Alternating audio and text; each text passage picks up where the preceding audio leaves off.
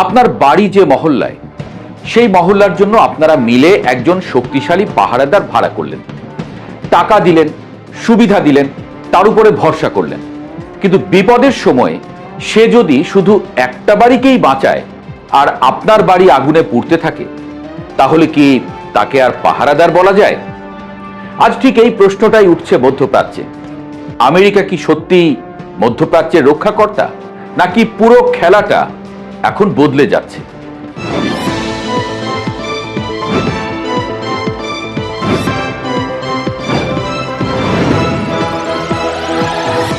মধ্যপ্রাচ্যের পুরনো সমীকরণ সবার জানা। দশকের পর দশক ধরে মধ্যপ্রাচ্যের একটা অদৃশ্য নিয়ম ছিল, তেল থাকবে মধ্যপ্রাচ্যের হাতে আর নিরাপত্তা থাকবে আমেরিকার হাতে। সৌদি আরব, কাতার, বাহরাইন, সংযুক্ত আরব আমিরাত, এই দেশগুলো শুধু তেল বিক্রি করে ধনী হয়নি, তারা তাদের নিরাপত্তা, প্রতিরক্ষা প্রযুক্তি, এমনকি অর্থনৈতিক স্থিতিশীলতার বড় অংশটাই আমেরিকার উপর ভরসা করে গড়ে তুলেছে। মধ্যপ্রাচ্যের আকাশে যে এয়ার ডিফেন্স সিস্টেম, সামরিক ঘাঁটি, প্রতিরক্ষা প্রযুক্তি, এসবের বড় অংশই এসেছে আমেরিকার কাছ থেকে।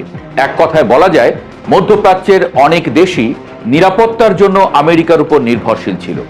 কিন্তু সাম্প্রতিক সংঘাত এই সমীকরণে বড় প্রশ্ন তুলে দিয়েছে। ইরানের কৌশল ছিল এবার ভিন্ন, একেবারে সরাসরি নয়, পাশ দিয়ে আঘাত। যখন আমেরিকা ইরানের উপরে হামলা চালালো, তখন অনেকেই ভেবেছিল ইরান সরাসরি আমেরিকা বা ইসরায়েলকে লক্ষ্য করবে। মধ্যপ্রাচ্যের যেসব দেশে আমেরিকার সামরিক ঘাঁটি রয়েছে, সেখানেই হামলা শুরু হলো। ইরাক, বাহরাইন, কাতার, এমনকি সৌদি আরবের তেল স্থাপনাও টার্গেট হলো। অর্থাৎ ইরান যেন একটা বার্তা দিল, তোমরা যদি আমেরিকার মিত্র হও, তবে যুদ্ধের আগুন তোমাদের কাছেও পৌঁছবে। এটা ছিল সরাসরি যুদ্ধ নয়, এটা ছিল ভূরাজনৈতিক চাপ।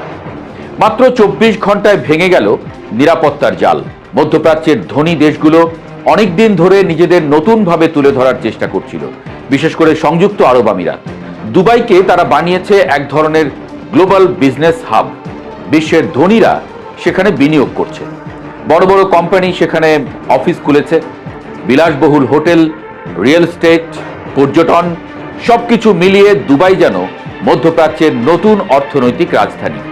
কিন্তু যুদ্ধের উত্তেজনা মাত্র 24 ঘন্টার মধ্যেই এক নতুন বাস্তবতা সামনে এনে দিল। যদি যুদ্ধ ছড়িয়ে পড়ে, তাহলে এই পুরো অর্থনৈতিক মডেলটাই বিপদে পড়তে পারে। কারণ বিনিয়োগকারীরা সবকিছুর আগে যা চায় তা হলো নিরাপত্তা।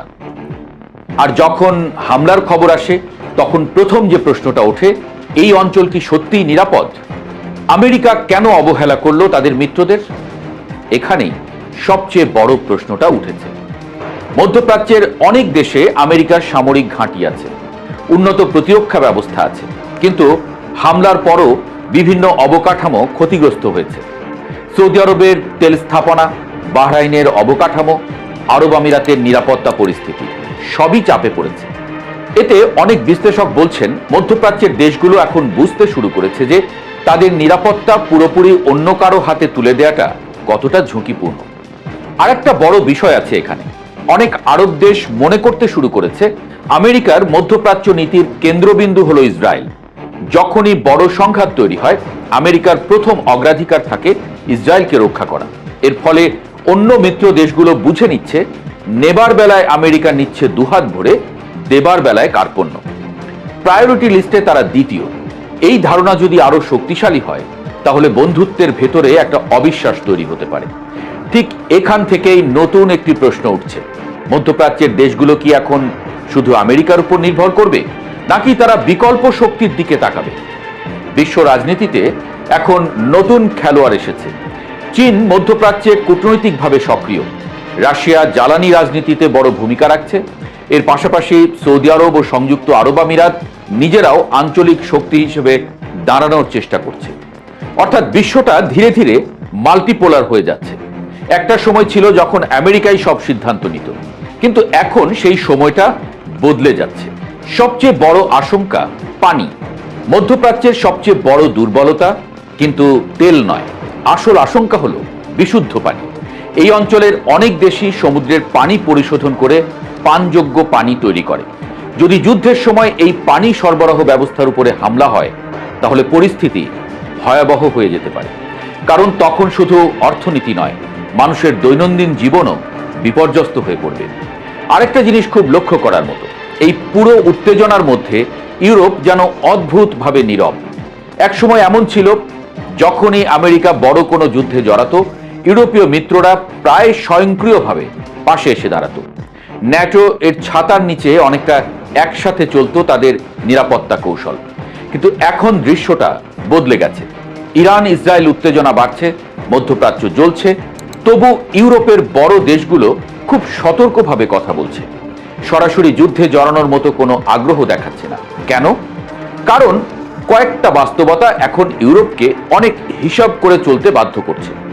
প্রথমত, ইউরোপ ইতোমধ্যেই বড় এক যুদ্ধ রাশিয়া ইউক্রেন এর মধ্যে জড়িয়ে আছে, এবং এই যুদ্ধ তাদের অর্থনীতি, জ্বালানি, বাজার এবং সামরিক বাজেটে বড় ধরনের চাপ তৈরি করেছে। নতুন আরেকটি সংঘাতে সরাসরি ঢুকে পড়ার ঝুঁকি তারা নিতে চায় না। দ্বিতীয়ত, ইউরোপের ভেতরেও এখন রাজনৈতিক মতভেদ অনেক বেশি। সব দেশ একই অবস্থানে নেই। কেউ কূটনৈতিক সমাধান চায়, কেউ আবার দূরত্ব বজায় রাখতে চায়। আর তৃতীয় কারণটা আরও গুরুত্বপূর্ণ। ইউরোপ ধীরে ধীরে বুঝতে পারছে আমেরিকার প্রতিটি সংঘাতে অন্ধভাবে জড়িয়ে পড়া তাদের জন্য সবসময় লাভজনক নয়।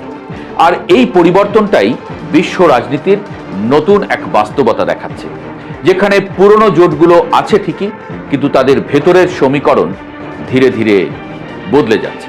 সবকিছু মিলিয়ে আজ একটা বড় প্রশ্ন হয়ে দাঁড়িয়েছে, আমেরিকা কি এখনো মধ্যপ্রাচ্যের রক্ষাকর্তা, নাকি মধ্যপ্রাচ্য এমন এক নতুন যুগে প্রবেশ করছে যেখানে কোনো একক শক্তি পুরো অঞ্চল নিয়ন্ত্রণ করতে পারবে না? হয়তো সামনে আমরা একটি মধ্যপ্রাচ্য দেখতে যাচ্ছি যেখানে আমেরিকা থাকবে, চীন থাকবে, আর আঞ্চলিক শক্তিগুলোও নিজেদের ভূমিকা বাড়াবে। অর্থাৎ খেলাটা আর একপাক্ষিক থাকবে না। আর এই পরিবর্তনের শুরুটা হয়তো আমরা এখনই দেখছি।